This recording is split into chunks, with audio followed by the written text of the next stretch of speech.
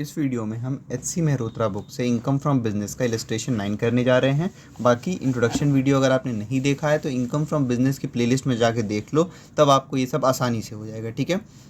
Illustration 9. Mr. Om is a cloth merchant. From the following PL account for the year ended 31st March 2022, compute his income from business and his gross total income for the assessment year this.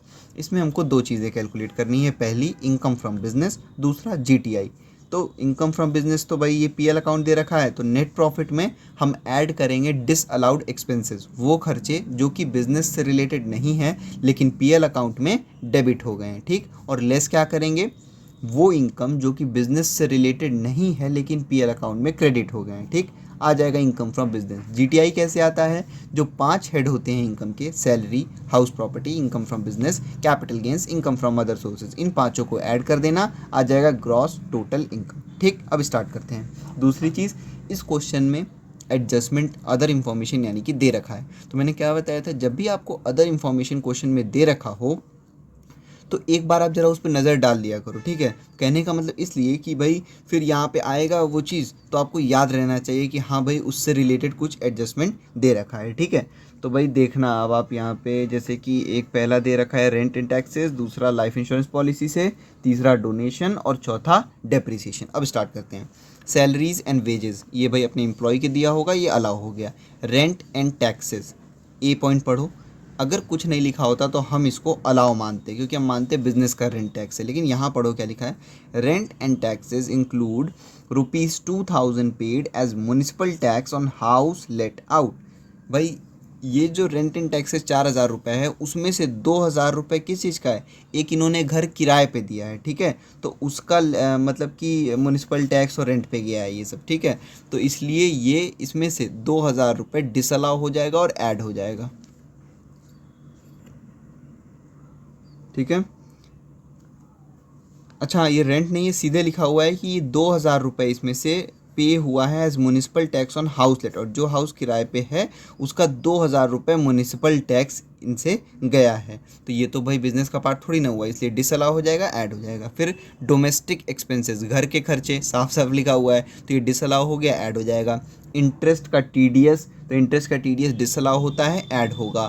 फिर income tax हमेशा disallow, add हो जाएगा। Postal charges allow रहता है क्योंकि business का part होता है ये। डोनेशन बिजनेस का पार्ट, अच्छा डोनेशन से रिलेटेड एक एडजस्टमेंट है, सी पॉइंट पढ़ो, लिखा है donation was given to an approved institution. चाहे किसी को भी दिया हो, दान तो दान होता है, वो बिजनेस का पार्ट थोड़ी ना होगा। डिसअलाउ, ऐड कर दो। लाइफ इंश्योरेंस प्रीमियम, इससे रिलेटेड पढ़ो क्या लिखा है।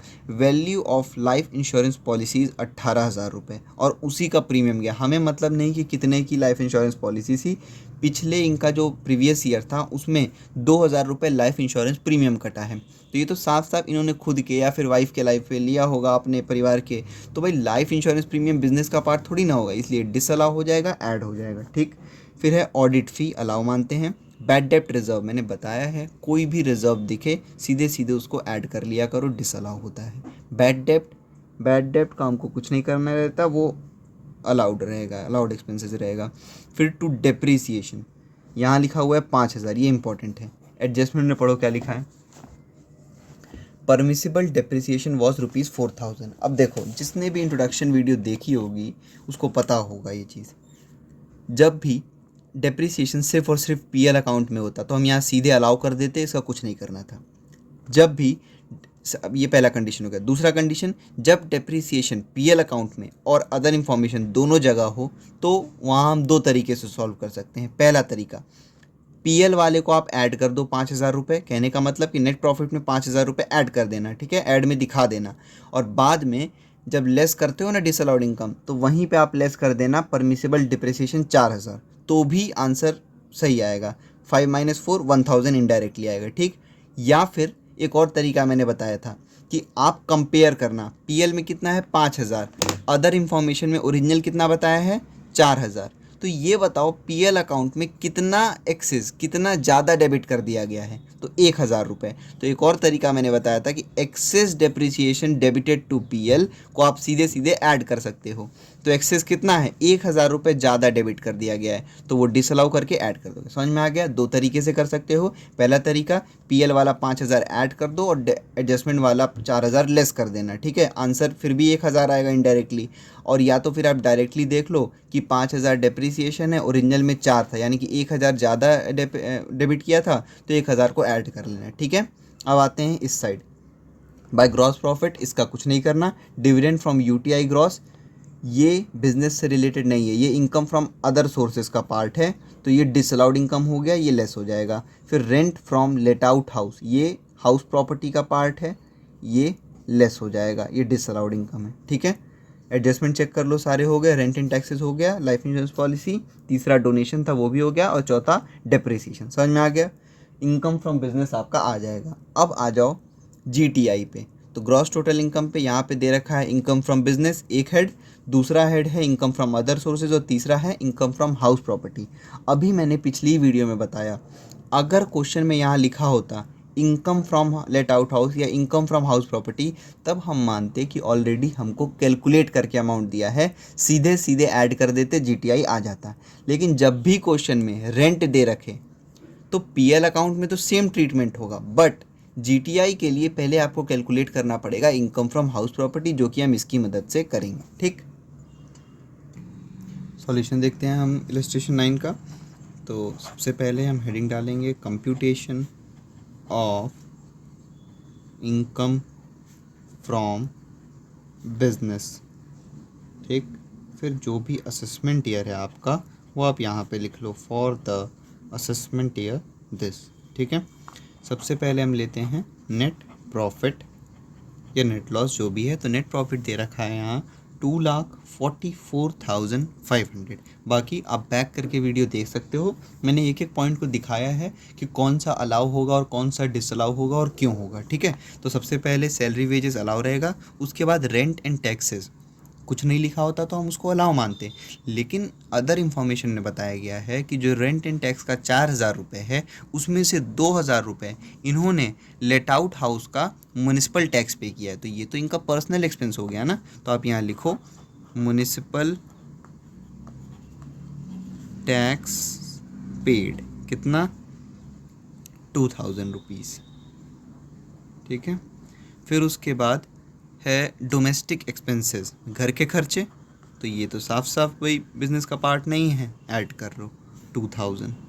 उसके बाद टीडीएस ऑन इंटरेस्ट, ये भी डिसअलाउ रहेगा, ऐड कर लो इसको 500। उसके बाद है इनकम टैक्स, कितना है 1200, तो भाई ये डिसअलाउड एक्सपेंसेस है। अच्छा देखो यहाँ मैं लिखना भूल गया था, यहाँ लिख लो ऐड डिसअलाउड एक्सपेंसेस, ठीक है। तो इनकम टैक्स तो भाई डिसअलाउ रहता है हमेशा। फिर पोस्टल चार्जेस अलाउ रहेगा। फिर है डोनेशन, कितना है 2500, तो डोनेशन दान किया है ना इन्होंने, तो वो तो डिसअलाउ ही रहता है। एडजस्टमेंट में भी लिख रखा था कि डोनेशन अप्रूव्ड इंस्टीट्यूशन का था, चाहे जहाँ हो भाई, दान तो दान रहेगा। फिर है लाइफ इंश्योरेंस प्रीमियम, बिजनेस का पार्ट नहीं होता है, ये पर्सनल खर्चा होता है हमेशा, 2000। एडजस्टमेंट में जो बताया गया है कि 18,000 की पॉलिसी है, हमको उससे मतलब नहीं है, बस प्रीवियस ईयर में 2000 रुपये इनका प्रीमियम कटा है, वो बिज़नेस का पार्ट नहीं है, हमने उसको ऐड कर लिया। फिर ऑडिट फ़ी वो अलाउ रहेगा। फिर बैड डेप्ट रिज़र्व, मैंने बताया है रिज़र्व हमेशा ही ऐड कर लेना, डिसअलाउ रहता है वो 1800, ठीक है। फिर है डेप्रिसिएशन। अब ध्यान दो, मैंने बताया था अभी पीछे, फिर बता दे रहा हूँ, जब भी सिर्फ पीएल अकाउंट में हो तो अलाउ कर देना। जब पीएल और अदर इन्फॉर्मेशन दोनों जगह हो तो उसको दो तरीके से आप सॉल्व कर सकते हो। या तो यहाँ पे पीएल वाला पूरा अमाउंट, जैसे कि 5000 रुपये है तो यहाँ ऐड कर लो, और जब लेस करोगे सारे आइटम तो उसमें 1000 रुपये यहाँ पे लेस कर देना, सॉरी, और 4000 रुपये यहाँ पे नीचे लेस कर देना। तो 5000 माइनस 4000, इनडायरेक्टली भी 1000 आएगा। या तो एक और तरीका हमने पढ़ा था कि पीएल अकाउंट में जितना ज़्यादा, मतलब जितना एक्सेस डेबिट हो गया है, बस वही अमाउंट ले लो। तो यहाँ लिखो एक्सेस हम सेकंड वाले तरीके से कर रहे हैं, excess depreciation debited to PL, ठीक। ओरिजिनल ओरिजिनल मतलब कि डेबिटेड कितना था पीएल में 5000 और एक्चुअल में परमिसेबल डेप्रिसिएशन कितना था 4000 रुपये, यानी कि 1000 रुपये ज़्यादा डेबिट हो गया, तो यहाँ लिख लो 1000 रुपये। ठीक, ऐसे करोगे तो डायरेक्टली 1000 आ गया। अगर वैसे करोगे 5000 यहाँ लिख दो और 4000 नीचे लेस कर देना, तो भी इनडायरेक्टली 1000 आ जाएगा। समझ में आ गया बात को। उसके बाद सारे एडजस्टमेंट हमने देख लिए ABCD, ठीक है। और डेबिट साइड और कुछ है नहीं, म्यूनिसिपल टैक्स पेड ले लिया हमने, डोमेस्टिक एक्सपेंसेस हो गया। फिर उसके बाद है TDS इनकम टैक्स, फिर उसके बाद डोनेशन, लाइफ इंश्योरेंस प्रीमियम और बैड डेब्ट रिजर्व और एक्सेस डेप्रिसिएशन ऐड कर दो। 2000 plus 2000 plus 500 plus 1200 plus 2500 plus 2000 plus 1800 plus 1000, ये हो गया 13000। इसको ऐड करो आप, 2,44,500, ये हो गया 2,57,500। ठीक है, अब लेस करो डिसअलाउड इनकम, वो इनकम जो कि बिजनेस से रिलेटेड नहीं है लेकिन पीएल अकाउंट में क्रेडिट हो गया हूँ। ठीक, सबसे पहले ग्रॉस प्रॉफिट, वो छोड़ दो उसको, वो उसका कुछ नहीं करना है। फिर है डिविडेंड्स फ्रॉम UTI, तो ये इनकम फ्रॉम अदर सोर्सेज का पार्ट है, यानी कि ये डिसअलाउड इनकम हो गया ना। कितना है अमाउंट, 4000 रुपये।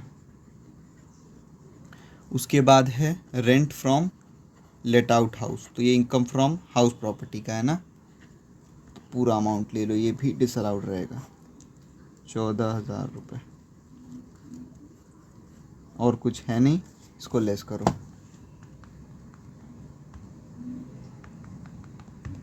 ये हो गया 2,43,500, ये हो गया इनकम फ्रॉम बिजनेस।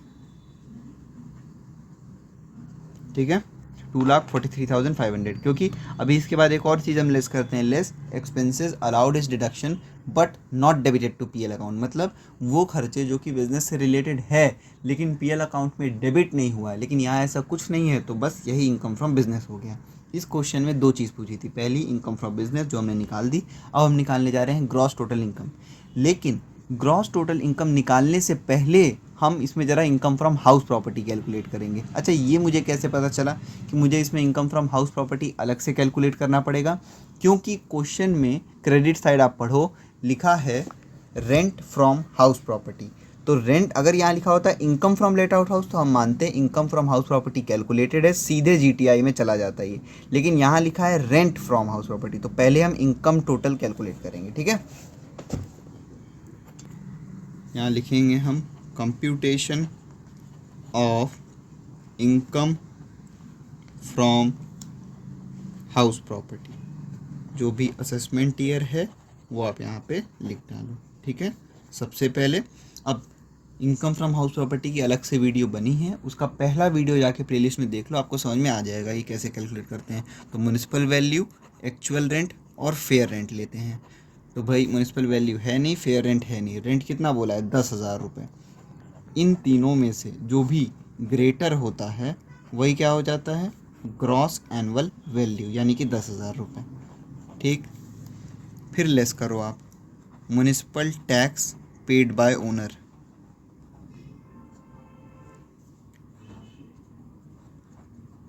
तो ध्यान देना ये बहुत इंपॉर्टेंट है, यहाँ क्वेश्चन में दे रखा है म्युनिसिपल टैक्सेस पेड।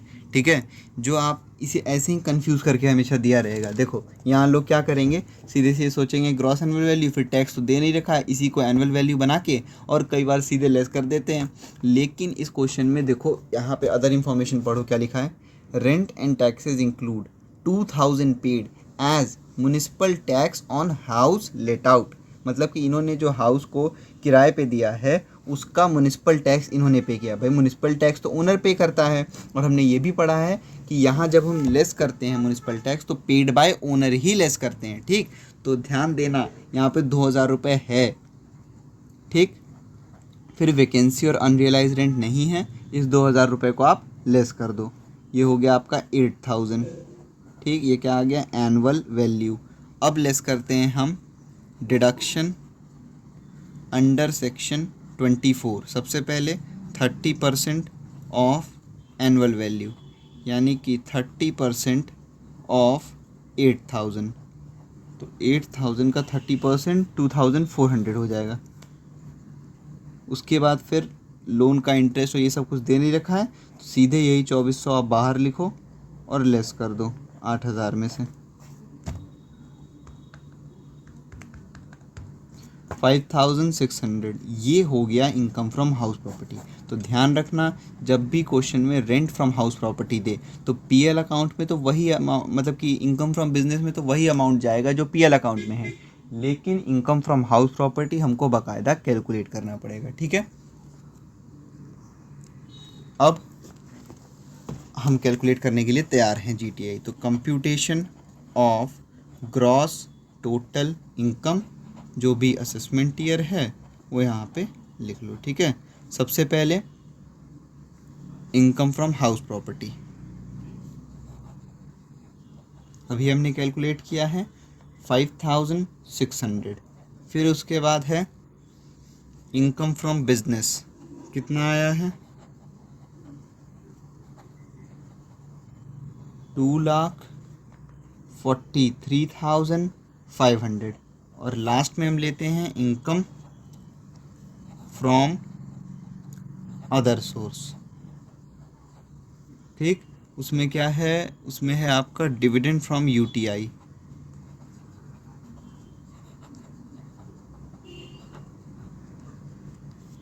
$4000। और कुछ है नहीं, सीधे इसको आप बाहर लिख लो।